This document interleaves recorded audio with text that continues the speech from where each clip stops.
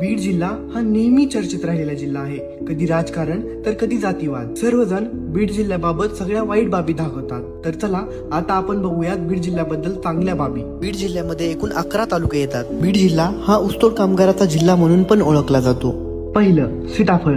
बीड जिल्ह्यातील सीताफळ हे महाराष्ट्रात नाही तर पूर्ण देशात सुद्धा फेमस आहे. ज्वारी आणि बाजरी. बीड हा धान्याचा कोठार म्हणून ओळखला जातो. इथली बाजरीची भाकरी, थाळीपीठ, ठेसा प्रसिद्ध आहे. दूध व्यवसाय. परळी आणि गेवराई भागात दूध व्यवसाय मोठ्या प्रमाणावर आहे. बीडमध्ये हरभरा, उडीद, मूग आणि शेंगदाणे मोठ्या प्रमाणावर घेतले जातात. बीडमध्ये परळी वैजनाथ हे ज्योतिर्लिंग 12 ज्योतिर्लिंगापैकी एक आहे. योगेश्वरी मंदिर अंबाजोगाई. देवी योगेश्वरी ही मराठवाड्यातील अत्यंत पूजनीय स्थान आहे. कंकाळेश्वर मंदिर बीड शहर हे शंकराचे जुने मंदिर आहे. खंडोबा मंदिर हे एक प्राचीन मंदिर आहे.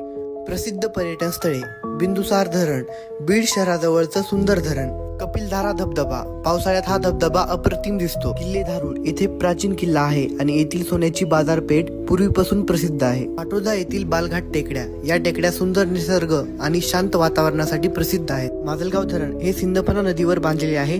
जायकवाडी प्रकल्पाचा मोठा भाग आहे. सौतडा धबधबा हा बीड आणि अहमदनगरच्या सीमेवर आहे. परळी मधील थर्मल पॉवर प्लांट. रामानंद तीर्थ हे आशियातील पहिले ग्रामीण वैद्यकीय महाविद्यालय आहे. जर नक्की तुम्हाला हा व्हिडिओ आवडला असेल तर एक लाईक नक्की करा.